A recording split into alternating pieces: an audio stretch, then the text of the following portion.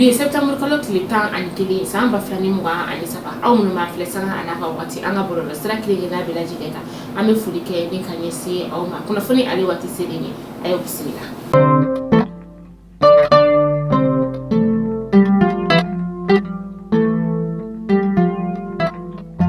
Fondamela bi an ka cɛmancɛ fanga jamana ɲɛma n'o ye colonel Asimi Goita ye ani Russie jamana ɲɛma Vladimir Poutine o ye ɲɔgɔn kuma ɲɔgɔnya sibiri tɛmɛnen nɛgɛjuru sira ale fɛ ɲɔgɔn kuma ɲɔgɔnya in bolila fɛn min kan o de ye Russie jamana ɲɛma a ye foli kɛ ka taa sibila kɛ ka ɲɛsin an ka maa minnu bɛ yen nɔ ni olu kɔni tora Bamaci wale tigilamaw olu ka bingani wale o la an ka batoba o kɔnɔna la sa a ye o ta sibila kɛ ni ka ɲɛsin an ka jamana maraba ale yɔrɔ la segin sira fɛ sa an ka cɛmancɛ fanga jamana ɲɛma n'o ye colonel Asimi Goita ye a fana ye foli kɛ ni ka ɲɛsin Vladimir Poutine ma ka sababuya kɛ kalafili min ni a kɛra CS o kɔnɔna la o ni o la sa min ni o ni yɛrɛ kun kan ka ɲangili ta kan an ka jamana o sɛgɛrɛ ni Vladimir Poutine ale ye i sen da o kan.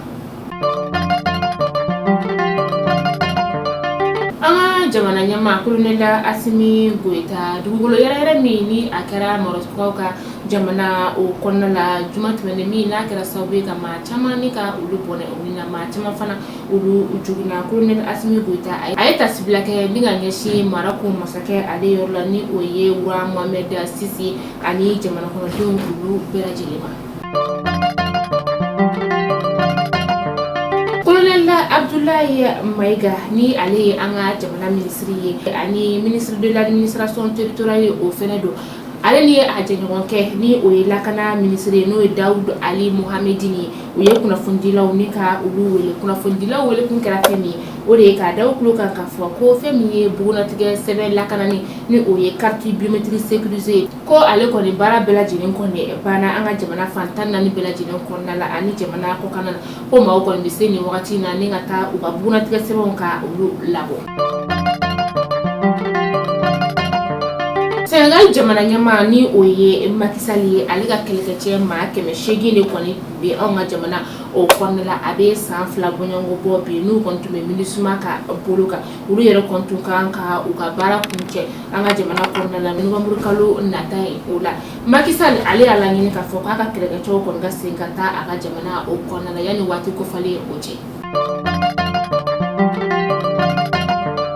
Mouvement yɛrɛwolo debout sur le rempart Maba ni o ye Adama Jarani bɛɛ ko ale ma ko Ben le cerveau ale ka kiiri olu kɔni kɛra an ka sigida 6nan kiiriso kɔnɔna la juma tɛmɛnen septembre kalo tile 8 san 2023 fɛn min kɔni kelen bɛ a nɔminɛkun sababu ye o de ye k'a fɔ ko a kɔni ye kuma fɔ kuma min ni a bɛ dankari an ka jamana marabagaw olu ka sigi o la o de kɔnɔna la sa a ka kiiriw kɔni olu bolo dalen ka septembre kalo tile 14 ma kɔnɔ san 2023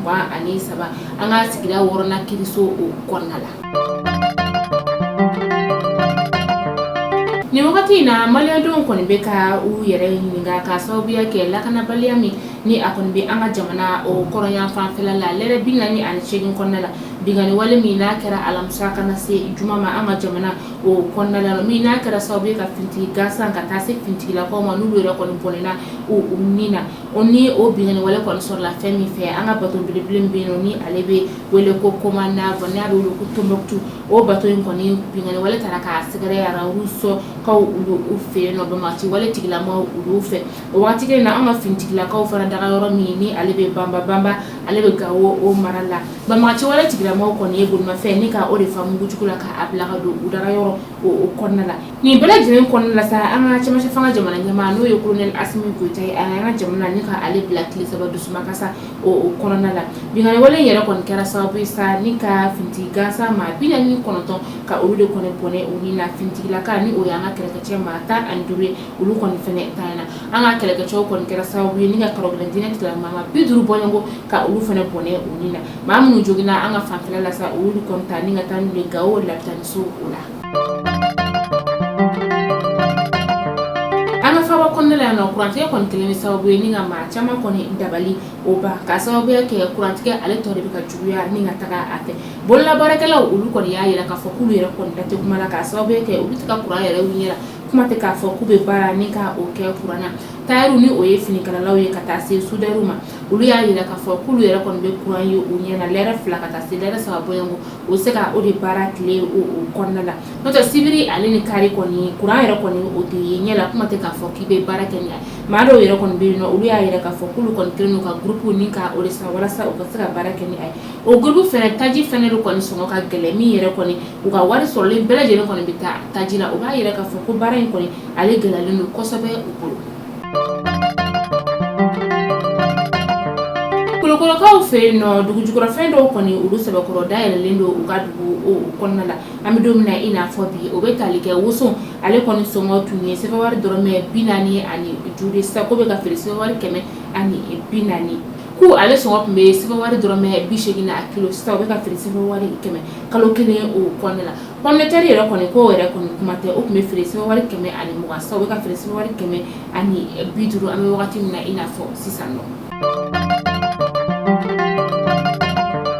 An bɛ taa dolanci ale bunakun kan CAN 2023 an ka samata sɛgɛw kɔni olu ka dolantan kɔnɔna o la u ye kɔni ye Sudan du Sud ni ka o ba dɛmɛ walo 4 ani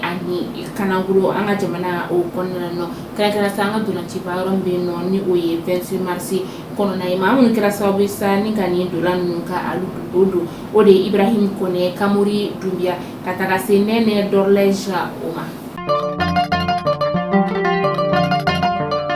An bɛ taa kɔkan kibaru la an bɛ taa Gabɔnkaw ka jamana o kɔnɔna la u ka camancɛ fanga ɲɛma ni o ye Brice Clotaire Oligui Nguema ye n'ale kɔni kɛra sababu ye ka dan sigi Ali Bongo u ka fanga la a y'i kale jamanadenw olu ɲɛma septembre kalo 4 tɛmɛnen tile 3 kɔfɛ a y'a ka minisiri ɲɛma ni ka o sigi n'o yɛrɛ Moyi Dongo Sima ye o yɛrɛ kɔni tun ye Ali Bongo ka fanga sinamatɔn maa dɔ o ye ale kɛra camancɛ fanga minisiri ɲɛma ye u y'a yira k'a fɔ ko olu kɔni ka dugukolo o tɛna feere dunan si ma.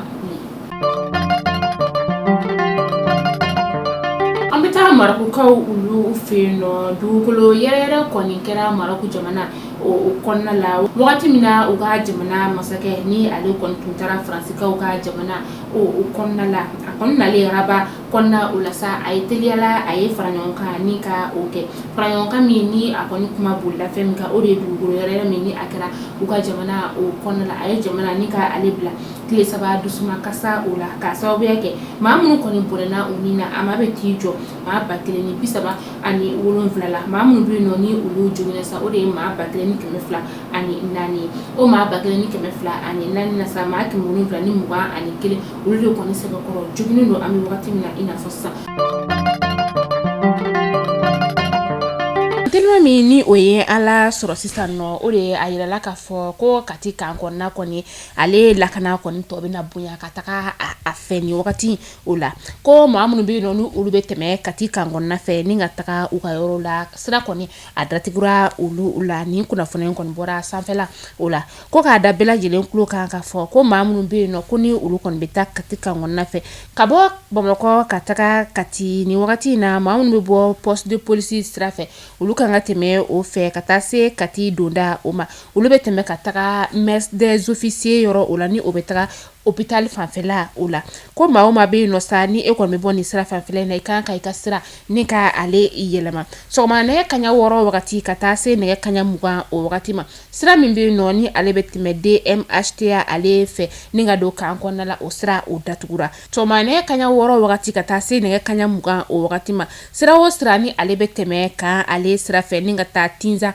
o siraw fana kɔni bɛɛ lajɛlen o tigɛlen don ni wagati o la ko dɔgɔkun laban kɔnɔna la ni o ye weekend ye ka taga se don minnu bɛ yen nɔ ni olu tɛ baara Kati donda kɔni maa si tɛ don ale fɛ lakana sira o fanfɛla la k'a ladɔnniya k'a fɔ ko bolimafɛn sen naani a sen 3 ni o ye katakatani ye ka taga se wotoro ma olu bɛɛ lajɛlen kɔni sen bɛ nin na ka to Kati kan kɔnɔna la o wajibiyalen tɛ olu si ma bilen Kati kan kɔnɔna kɔni ale ka lakana tɔ kɔni o bɛna yakubaya ni ka taga a fɛ an bɛ wagati min na i n'a fɔ sisan nɔ. Jɛnɛ ka kunnafoni datugu sa tunga lafiya de an ka kunnafoni ale ye jugurama dondo ba ye ni wagati na aw maa minnu bɛ yen nɔ ko aw mago bɛ terrain jɛlen na yuruguyurugu tɛ terrain min na terrain bɛ tunga lafiya maaw bolo Banakɔrɔnikaw olu fɛ yen nɔ terrain kelen bɛɛ lajɛlen titre foncier 15/20 sɛbɛn wari 4,100,000 i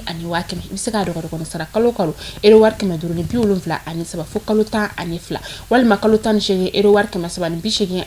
ni kila terrain sara la terrain papier ale bɛ kɛ i ta ye e mɔgɔ min bɛ yen nɔ ko terrain b'i bolo i bɛ fɛ k'a jɔ a musaka bɛɛ lajɛlen t'i bolo yɔrɔnin kelen o tuma sa tunga lafiya ma olu segara u ka san 2024 ton ni o ye pari o tɔgɔ sɛbɛn olu daminɛna villa simple ale million 26 a ton wari ye euro wari 580 ani 580 euro étage duplex o ye million 42